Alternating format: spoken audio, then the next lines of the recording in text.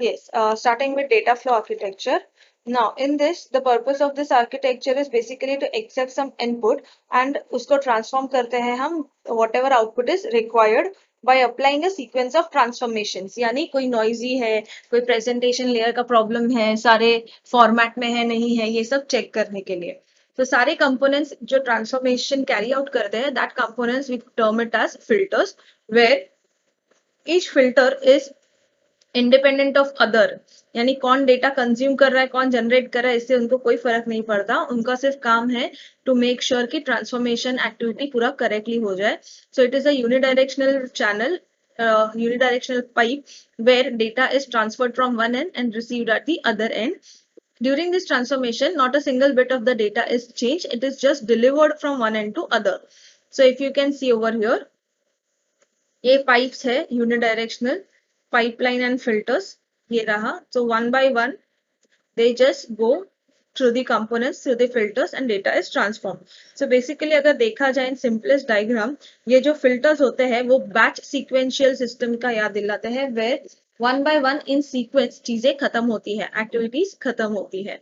So here a batch of data is accepted and then a sequence of filters is applied so that unnecessary noises हो, disturbances हो, कुछ error data हो, वो सब हम निकाल सके and actual data उसमें से कुछ भी hamper ना हो. This type of architecture is used in Unix shell programming. The advantage of data flow architecture is it supports maintainability, reusability and modifiability. यानी प्रॉपर मेंटेन रहता है सिस्टम, रीयूजेबल रहता है, मॉडिफाइबल यानी कोई भी अगर माइनर चेंजेस आया छोटा मोटा तो उसमें पॉसिबल है करना.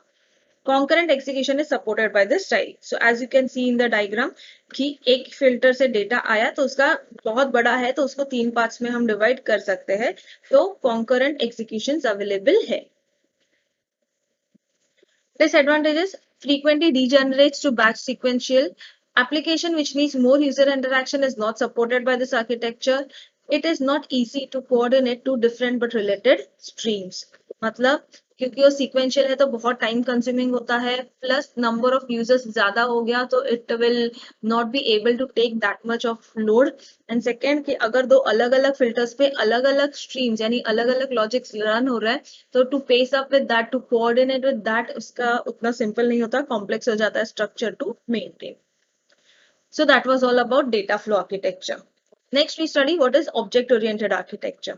Object oriented में क्या होता है? The components of a system are wrapped data and operations into single unit. यानी हम डेटा को और उसमें जो ऑपरेशंस परफॉर्म करने सबको एक सिंगल यूनिट में बंद कर देते हैं, एक सिंगल मॉड्यूल बनाते हैं एंड वो एंटायर मॉड्यूल हम पास कर देते हैं as an object where they can communicate and उनके ट्रांसफॉर्मेशन हो सके. सो इसका कैरेक्टरिस्टिक्स क्या है? Objects preserve the integrity of the system. यानी क्योंकि हमने ऑब्जेक्ट्स को, डेटा को, उस पर परफॉर्म होने वाले ऑपरेशंस को एक ही मॉड्यूल में, एक ही यूनिट में बंद किया है तो सिस्टम का इंटेग्रिटी मेंटेन रहता है. An object is not aware of the other objects representation. यानी एक ऑब्जेक्ट को दूसरे ऑब्जेक्ट के बारे में कुछ नहीं पता होता है. सो कंफ्यूजन होने का चांसेस या क्लैशेस होने का चांसेस ही नहीं आता है. एडवांटेजेस है, it allows designers to divide a problem into group of independent objects. Implementation of the detailed objects is known to other objects so that they can be changed without affecting the other objects. यानी बड़े से programme को bits and pieces में divide करने में help करता है. Plus एक ऑब्जेक्ट का इम्प्लीमेंटेशन दूसरे ऑब्जेक्ट के इम्प्लीमेंटेशन से अलग हो सकता है, even they know that other object is being defined in different ways. तो बाकी के जो ऑब्जेक्ट्स हैं उनके डेटा को या उनके डिटेल्स को अफेक्ट नहीं होता है. Next is layered architecture. In layered architecture, every layer is responsible for performing a well-defined set of operations. These layers are organized in a hierarchical manner where every layer is built upon one below the other. So if you see this is nothing but OSI standard के layers. आपने computer networks में पढ़ा ही होगा the 7 layers, that is physical, data link, network, transport, session, presentation and application layer. तो हर एक layer का अपना अपना सर्विसेज होता है. जैसे फिजिकल लेयर का काम होता है कि जो भी रॉ डेटा है उसको बाइनरी में कन्वर्ट करना. डेटा लिंक लेयर का काम होता है सोर्स एंड डेस्टिनेशन एड्रेसेस कहाँ पे है, किससे आया है, किसको भेजना है, ये सब डिसाइड करना, चेक करना. नेटवर्क लेयर का काम होता है टू मेक श्योर कि what routing path you are going to select.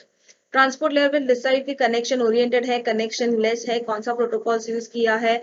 यानी what whoever the user is, client 1 client 2 के बीच में पहले से कनेक्शन एस्टेब्लिश करना है नहीं करना है कि डायरेक्टली भेज देना है वैसा। सेशन लेयर का काम होता है टू चेक कि अगर एक सेशन एक ट्रांसमिशन स्टार्ट हुआ है तो कब स्टार्ट हुआ कब खत्म हो गया, वो सेशन कितना लंबा चला। प्रेजेंटेशन लेयर्स का काम होता है कि जो डेटा हमने जैसे टाइप किया है जिस फॉर्मेट में भेजा है वही फॉर्मेट में यहाँ पे it is regained. And application layer पे काम होता है उसका जस्ट टू डिस्प्ले दैट। सो हर एक लेयर जो सर्विसेज ऑफर करते हैं उससे जो डेटा ट्रांसफॉर्म होता है उस आर्किटेक्चर को बोलते हैं layered architecture. Next is the data centered architecture. Now, centered data architecture मतलब there is a central repository, वो central repository पे से ज़्यादा data store होता है और जितना भी client servers होता है, sorry, client software होता है, client system I mean, वो client system उस central repository से connected होता है, तो जो भी operations या जो भी data उसको चाहिए होता है तो वो directly उस central data store से ले सकता है। For example, here is the diagram given. ये अपना सेंट्रल रिपोजिटरी है, ये अपना सेंट्रल डेटा स्टोरेज है। जितने भी क्लाइंट्स हैं वो इस रिपोजिटरी को कनेक्ट होंगे, इस सेंट्रल डेटा को कनेक्ट होंगे and whatever operations they have to carry out, be it transformation, be data loading, data retrieving, modification, तो वो इस सेंट्रल रिपोजिटरी के इंफॉर्मेशन में उनका रेस्पेक्टिव इंफॉर्मेशन जहाँ पे जैसे स्टोर होगा वहां पे दे कैन एक्सेस। इसका benefit is data repository is not dependent of clients, clients work independent of each other, यानी क्योंकि ये क्लाइंट डिपेंडेंट नहीं है रिपोजिटरी और एक क्लाइंट दूसरे क्लाइंट पे भी डिपेंडेंट नहीं रहता है। Adding new clients can be easy, modification can be very easy, जितना चाहे उतना क्लाइंट्स को आप ऐड कर सकते हो, डिलीट कर सकते हो, कुछ भी इसमें से मॉडिफिकेशन करना रहा तो वो भी सिंपली हो जाता है। It accomplishes data integration in the component based development with the help of Blackboard, यानी कंपोनेंट बाय कंपोनेंट हेल्प करता है डेवलप करने पे। The last architecture is call and return architecture. A call and return architecture allows software design to get such a program structure where modification is easy. This architecture style contains two substyles, एक main program सब program architecture होता है और दूसरा होता है remote procedure call architecture. So इसमें क्या होता है, in this style function is divided into hierarchy where main program contains and executes a number of programs, whereas the content components may in turn executes other component. यानी हम main program और सब programme में divide करते हैं, तो main program जो है वो एक्चुअली एग्जीक्यूशन करता है, सब प्रोग्राम्स को कॉल वगैरह करता है, तो जो भी मॉडिफिकेशंस होता है वो हम सब प्रोग्राम्स में करते हैं, मेन प्रोग्राम सिर्फ उसको एग्जीक्यूट करने का काम करता है। एंड इसका दूसरा तरीका है remote procedure calls. Remote procedure call is again जहां पे यू आर राइटिंग सब प्रोग्राम समवेयर एल्स, बट आप यानी फाइल 1 में आपका मेन प्रोग्राम है, फाइल 2 में आपका सब प्रोग्राम है, and that file 2 is saved at server side. So when file 1 wants to access file 2 on the server, that type of call is called as remote procedure call. So components of the main program or subprogram are distributed over a network across computers which can be accessed remotely. So जैसे मैंने example दिया था server का, it may happen that there are many client system जिनका system also acts as server क्योंकि उनके पास भी बहुत सारा data होता है। तो जब आप server पे या दूसरे system पे जो data है, जो functions है, उस सब programs basically अगर आप उनको call करने का try करते हो, that call is called as remote procedure call architecture.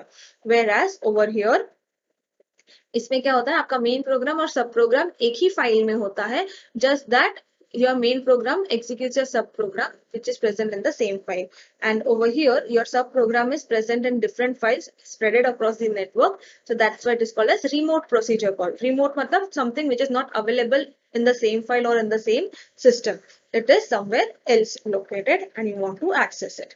So ये अपने data types के architectures थे सारे। I hope it is clear, कुछ issues नहीं है, in case of doubts please let me know.